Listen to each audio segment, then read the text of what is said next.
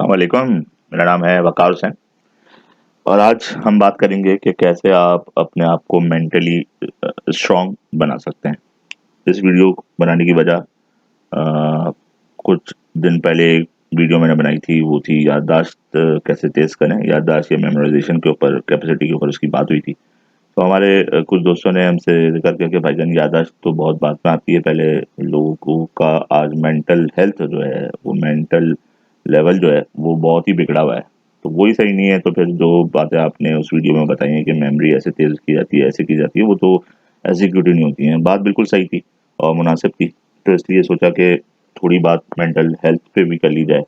اور ہمارے یہاں تو رواج ہے کہ ہم فزیکل ہیلتھ کے اوپر کام کرنے لگ گئے ہیں. لوگ جم ہوتے ہیں، لوگوں کے پاس جم موجود ہیں، پارکس موجود ہیں، ایکسرسائزز ہیں، بھرا پڑا ہوا مٹیریل.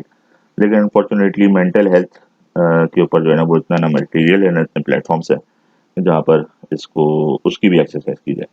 تو میرے پاس کچھ تین ہے، میں بھی کچھ زیادہ اس ٹاپک کے اوپر اتنا ریسرچ میری ہے نہیں، لیکن تھوڑی بہت ریسرچ ہے، تھوڑی بہت کتابیں پڑھی ہوئی ہیں. تو اس کے حساب سے میرے پاس تین مشورے ہیں جو مدد کر سکتی ہیں آپ کو آپ کی مینٹل ہیلتھ کو ٹف بنانے میں، اسٹرانگ بنانے میں. اور پہلا مشورہ ہے کہ آپ اپنے ایموشنس کو جو ہے نا وہ سمجھ لیں اور ان کے اوپر کوئی بھرپور طریقے سے گرپ حاصل کر لیں. ایموشنس کیا ہوتے ہیں؟ ایموشنس آپ کو جو آپ ریئیکٹ کرتے ہیں نا کسی بھی سچویشن کے اندر، خوشی یا نیگیٹیوٹی کے اندر، وہ آپ کے ایموشنس ہوتے ہیں. اگر آپ کی بہت خوشی ہے اور آپ بہت ہنس رہے ہیں تو وہ بھی ایک ایموشن ہے، اور آپ بہت کوئی نیگیٹو کوئی سیڈ چیز ہو گئی آپ کی زندگی میں تو آپ رو رہے ہیں تو وہ آپ کے ایموشنز ہیں. پرابلم یہ آتی ہے کہ خوشی ہے تو آپ ہنس نہیں رہے ہیں، آپ کو فیل ہی نہیں ہو رہا کہ یار یہ خوشی ہو گئی ہے.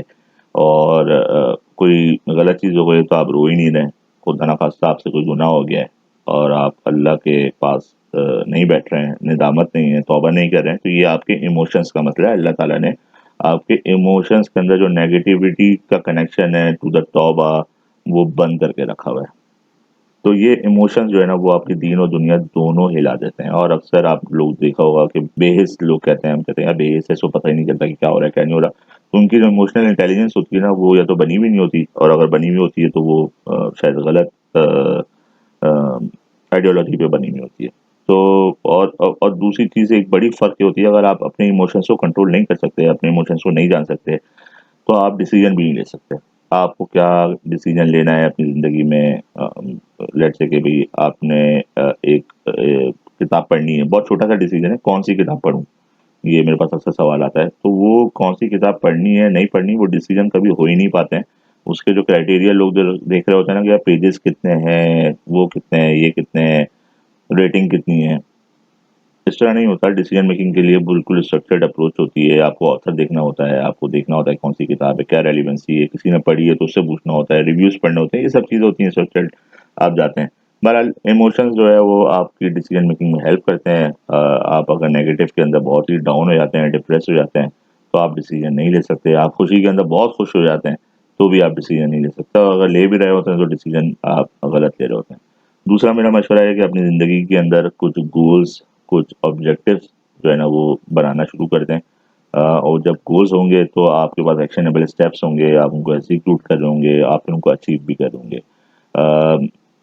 ہر چیز جو ہے وہ اللہ مالک ہے والی اپروچ کے اوپر نہیں چھوڑنی ہوتی. اللہ نے ایسا نہیں کہا ہے کہ آپ ہر چیز چھوڑ دیں. رسک اچھا جو چیز کہا ہے چھوڑنے کے لیے وہ آپ چھوڑتے نہیں. اللہ نے کہا بھائی رسک کی فکر چھوڑ دو، وہ ہم چھوڑتے نہیں ہیں.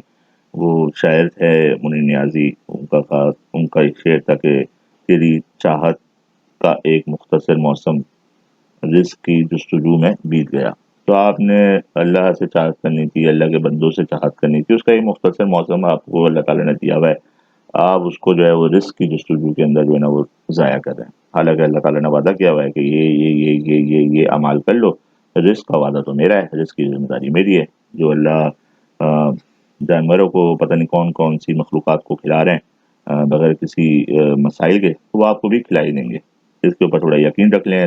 گولز آپ بنائیں اور ان کو ایگزیکیوٹ کریں، اور جو ہے ہر چیز کا ایک پلان آپ کے پاس ہونا چاہیے آپ کی زندگی کے اندر.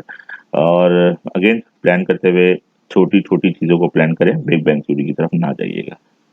تیسرا اور آخری مشورہ، اپنے پاسٹ کو نا وہ سائڈ میں کر دیں. میں اکثر ویڈیو کے اندر یہ ٹپ میری آتی رہتی ہے کیونکہ جو ماضی ہے نا وہ ہمیں تنگ کرتا رہتا ہے، ہمارے آج پہ بھی اور ہمارے فیوچر کے اوپر بھی. تو ماضی آپ کا اچھا ہو یا برا ہو اس سے کوئی لینا دینا نہیں ہوتا سوائے اس ماضی میں سے موجود آپ کی لرننگ، آپ کے لیسنس. آپ سے وہ اٹھائیں، اپنی سیکھنے کی چیزیں اٹھائیں اور اپنی کرنٹ زندگی کو اور اپنی آنے والی زندگی کو امپروو کریں. یہی تعلق ہے آپ کے پاسٹ کا. اللہ تعالیٰ بھی آپ کے گناہوں کو معاف کر دیتے ہیں، بالکل کوڑا کاغذ کر دیتے ہیں اگر آپ بالکل صحیح سے توبہ کر لیں تمیز سے، انسانوں کی طرح جسے اللہ تعالیٰ نے بتائی گئی ہے. تو بالکل آپ فریش ہو جاتے ہیں. اب آپ نے توبہ بھی کر لی ہے اور آپ بیٹھے ہیں کہ یار نہیں یہ میں نے گناہ کیا تھا، یہ گناہ کیا تھا، تو it has to be stop. آپ کبھی بھی جو ہے وہ مینٹلی جو ہے نا وہ اسٹیبل نہیں ہو پائیں گے اگر آپ اپنے پاس کے اندر رہنا نہیں چھوڑیں گے.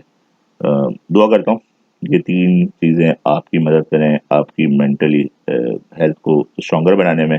مجھے دعا میں یاد رکھیے گا. ملتے ہیں نیکسٹ ویڈیو میں. السلام علیکم.